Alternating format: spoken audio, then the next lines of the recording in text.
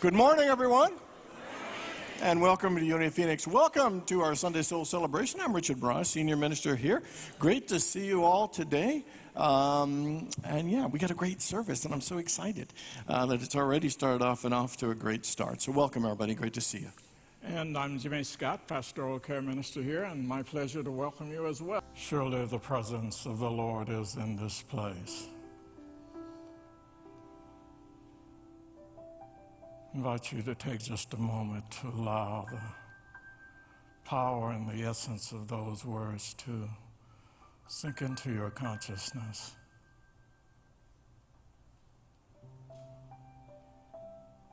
In the scriptures, we are reminded that where two or more gather together, in and under the banner of the living Christ, there is that energy present there, and it is magnified and multiplied.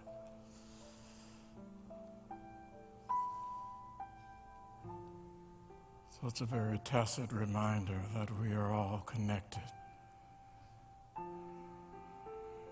This wonderful chain of life.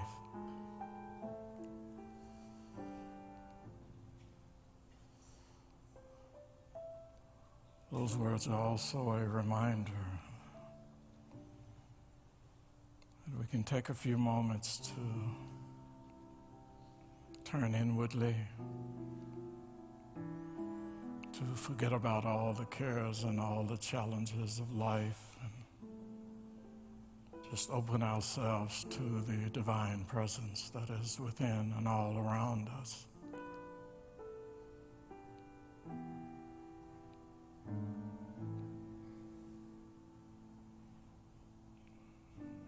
And perhaps most important, it's an opportunity to quiet the mind,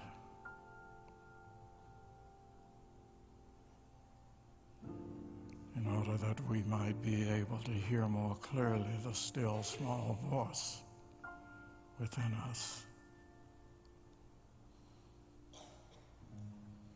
So as we get started, I invite you to get comfortable in your seat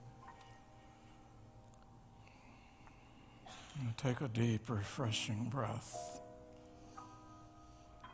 Just relax your body.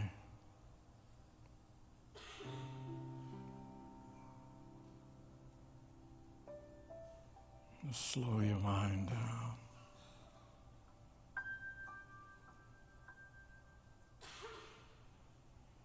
Be mindful of those two powerful words. Be still.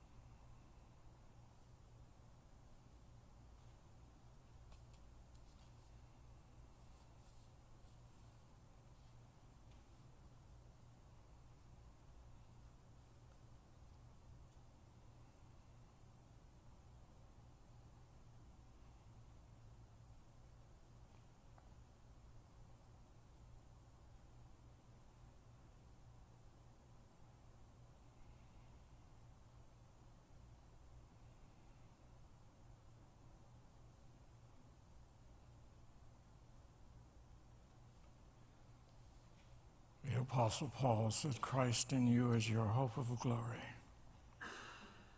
In recognition of that statement, we give thanks in the name and through the nature of that living Christ. And so it is. And amen. Good morning again, everyone. And a shout out to everybody who tunes in and watches us online. So this mother knocks on the door of her son's bedroom while he's sleeping and says, "Wake up, son, it's time to go to school." And the son says, "Oh, Mom, I don't want to go to school." And then the mom says, "Son, give me 2 reasons why you don't want to go to school." And the son says, "Well, number 1 is the kids all hate me. And number 2 is none of the teachers like me either." And the mom says, "Come on, son, you have to go to school." And the son says, "Well, Mom, you give me 2 reasons why I should go to school." And she said, "Okay. The first is you're 47 years old.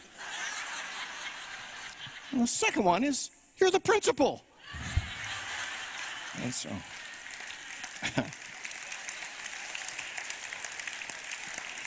all right, sympathy applause. I'll take it. Old joke, bad joke, but it begs an important question, and that is, have you ever woken up and not wanted to go to work? Anybody ever have that experience? How many people have ever felt frustrated and a bit unfulfilled in the work that you do? Anybody? And how many people ever wish you never had to work another day in your life? I think lots of hands. And the thing is, why, we all have that experience of not wanting to go to work or not enjoying our work as much, and we think things like, oh, I gotta go to work, and we feel a little depressed, we feel a little down, a little sad. And it's almost like work is like a 4-letter word.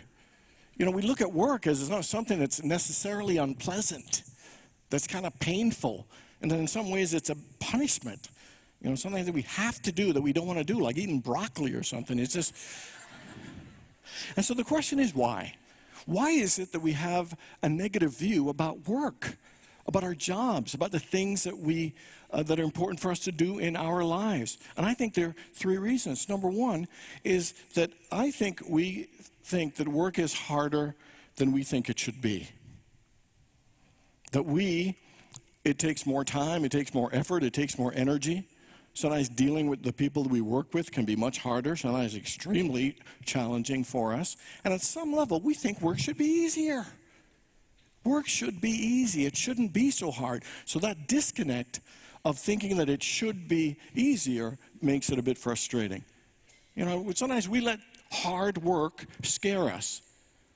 Thomas Edison once said, "We miss a lot of opportunities because it often comes dressed in overalls and disguised as hard work." Everybody have a goal, like you want to lose weight and you want to get in shape, you want to run a marathon, you start it, and then it's harder than you think. You say, "Phew, forget it, I'm done with that." Sometimes hard work actually scares us and the thought of it makes it unpleasant. Second one is that sometimes we feel our work doesn't matter. That is what I'm doing really making any difference? Is it really having any impact at all? It just seems like I'm doing the same thing over and over again, and I don't know if anything is changing or it's making anything better. And then the third one is we have a feeling sometimes that nobody cares, that we don't feel appreciated, we don't feel the love at work, we aren't having as much fun. And even not getting paid enough is an idea that they're not appreciating, that they really don't care, I'm not getting valued. And so we feel kind of disconnected and unfulfilled in our work. But as much as we may not like work, every one of us would agree that work is a vital and important part of our lives. That work has functional benefits, and we spend a significant amount of our lives working in whatever work, whether it's paid or unpaid. Our work takes up a lot of our lives. And it's not just for providing for our families. I believe that work is an absolute prerequisite for achievement and success, for happiness and fulfillment. And so from William Shakespeare to Thomas Edison, to Bill Gates, to Oprah Winfrey, to the Beatles, to whoever it is that you achieve something great, it has taken them work to get there. That we might think it's just talent and skill and being lucky or whatever. No, everyone who has achieved something great and some higher level of success, it has taken work to do it.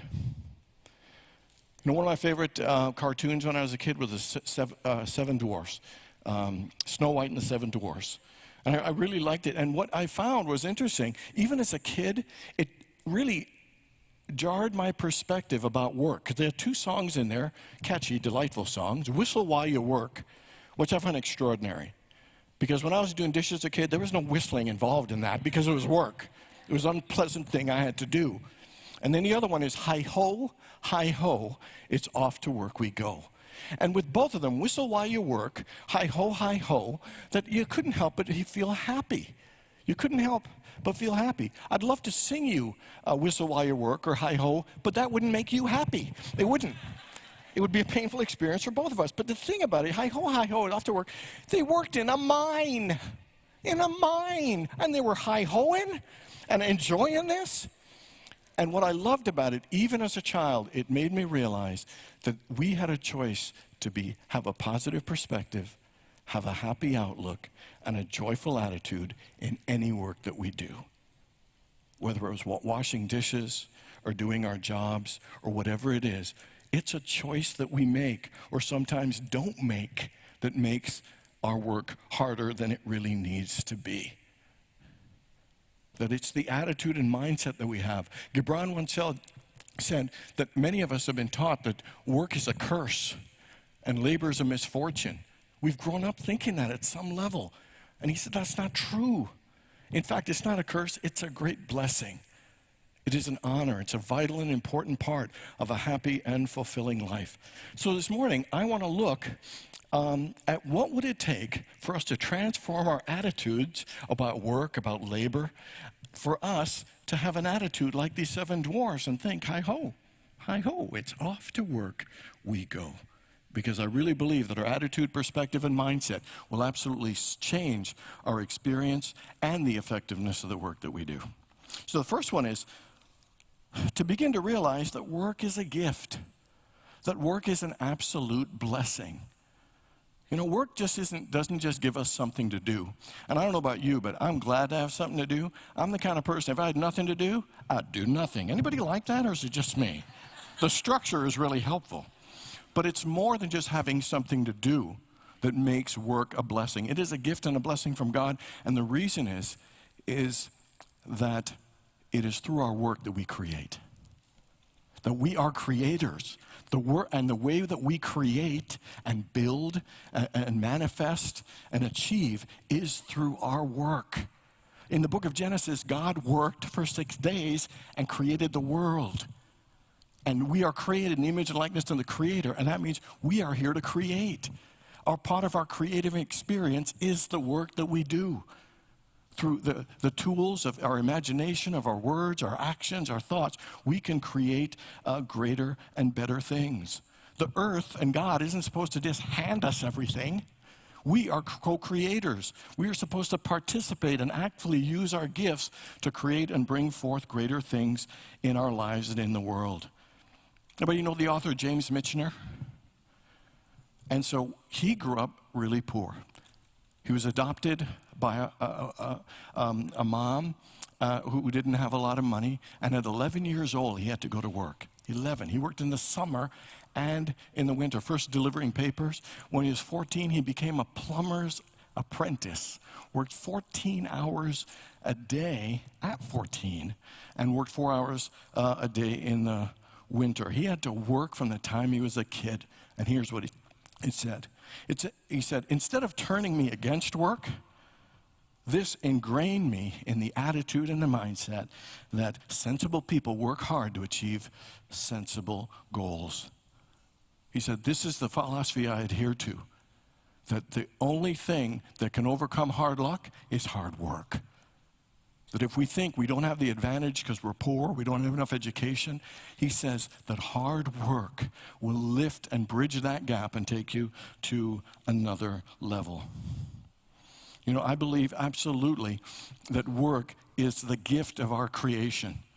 That we can create great things through our work. That's the purpose of work, is to utilize our skills to create something better than we're currently experiencing. And we don't realize it, but work is an important part of our spiritual life. Let me give you a simple scripture we've all heard many times. Have you all heard that scripture? I think it's in the book of James. It says, faith without works is dead. And so we always think that it's about faith. But it's saying, no, an important part of your spiritual life includes work. It is not just about faith and belief and prayer. It's about work and effort and labor. Both aspects are an important part of your spiritual life. So whatever work you're doing, guess what? It is a part of your spiritual life.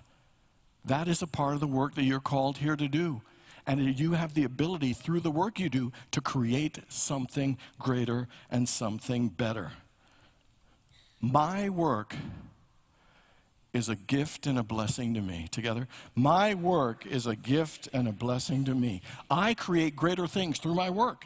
I create greater things through my work. My work is an important part of my spiritual journey. Together, my work is an important part of my spiritual journey. And so in the work you do, so are you willing to see it as a gift? Even if it's not your ideal job, can you see the work you do as a gift? Can you realize that your work is a part of your ability to create something greater? And are you willing to do your work for the glory of God? To realize that your work is an important part of your spiritual journey. Work isn't a curse, it's a blessing.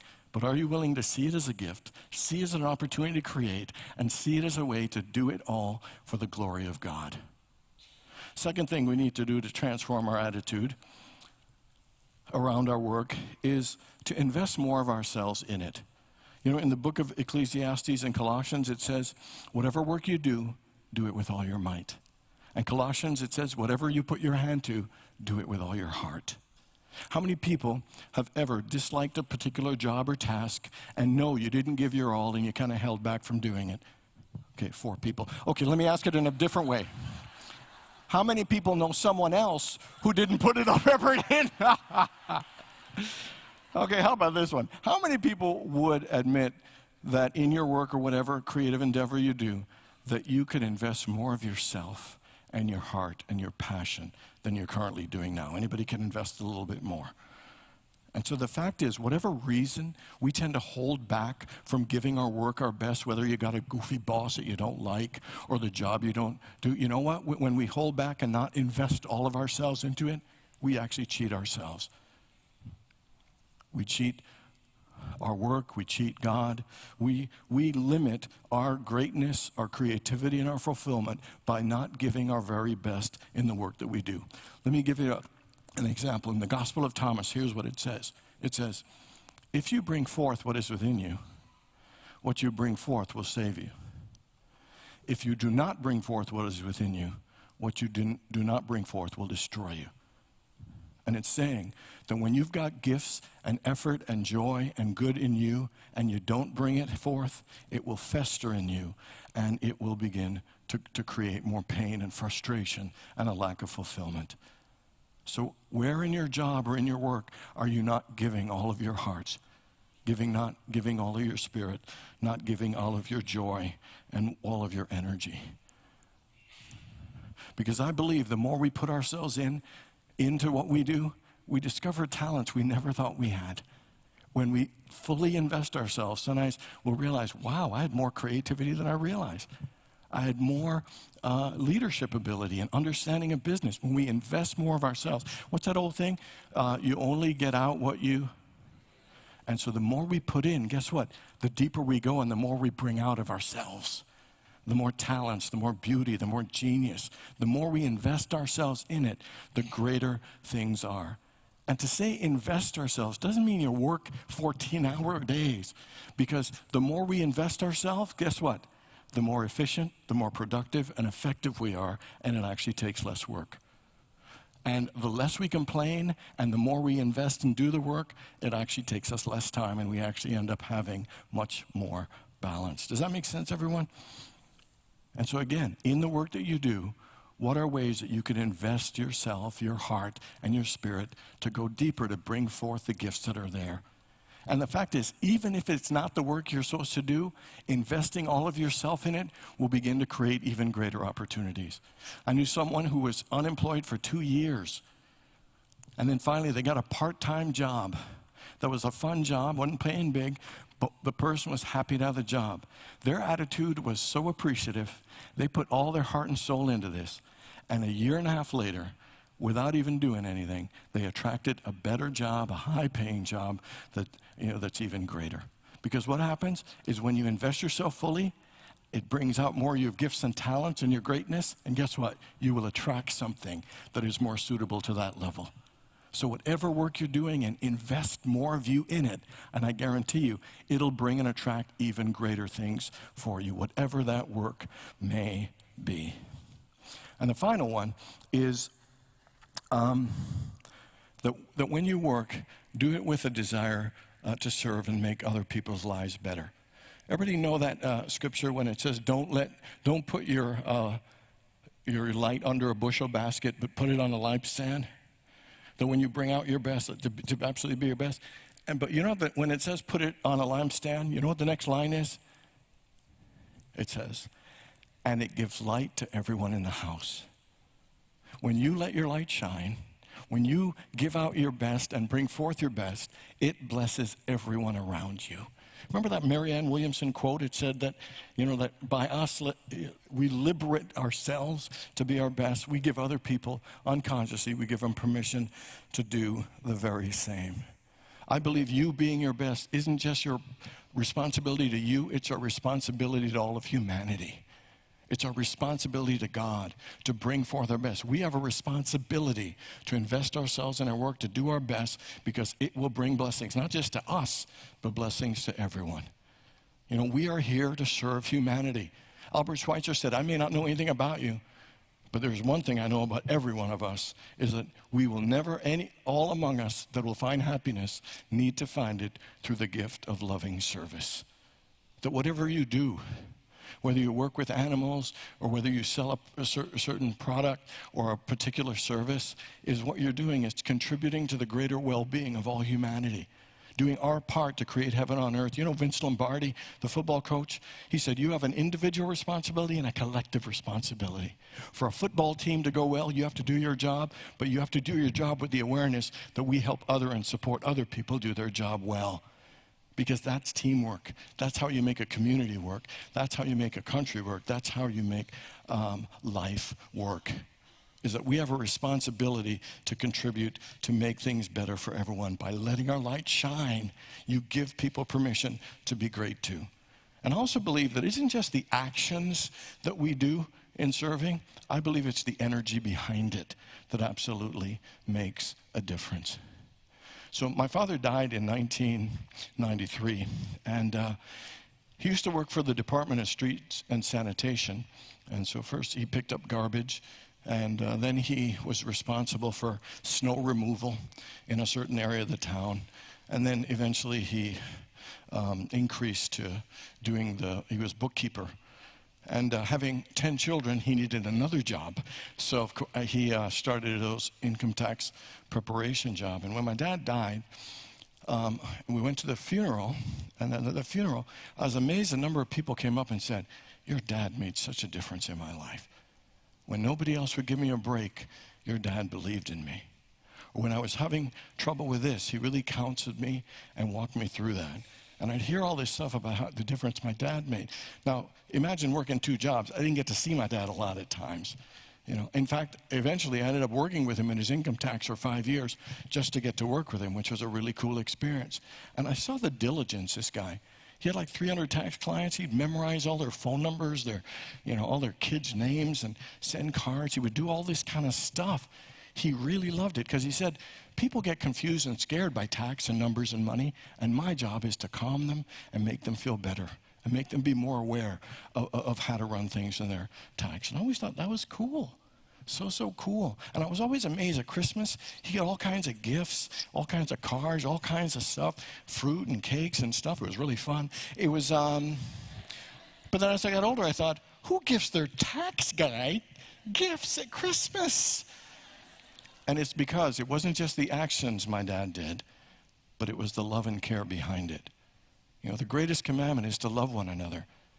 And so that whatever we do, whether we're serving or we're talking or we're greeting or taking an action, the love behind it is what touches people. What's that thing? People don't care how much you know until they know how much you care. So whatever it is that we're doing in our work, we let our light shine, but we do it with the intention to love and care and to make other people's lives better. Work isn't always easy. Work can be challenging. But the truth is, it doesn't have to be as painful or feel like a punishment or a curse as much as we make it. And all it has to do is to change here, to change the consciousness, to change the outlook, and to change our mindset. So I've been working on my will and kind of dragging my heels on it, because it's not exactly a happy activity to be doing. But as a part of the process, it makes you think, I'm not sure how much longer I'm going to be or how long this thing lasts. And I've been challenging myself in my prayer work to say, how much deeper can I go to allow God, for whatever time I have left, to allow me to be a channel to do the best things, to not hold back in fear, but to give my all, to open myself, to learn, to lead, to heal, to discover, to serve, to make the biggest difference. Again, how much can I give of myself to God to allow God to do something wonderful, and whatever it is I'm supposed to do here? And so my question for you is, in your work life and your spiritual life, it's all connected.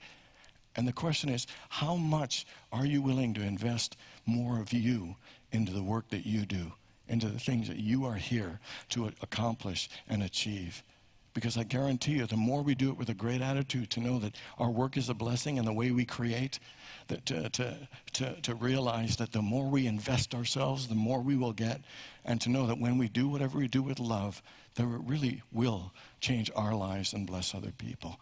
Work isn't a curse, it's a great blessing. The question is, how much of you are you willing to invest in it?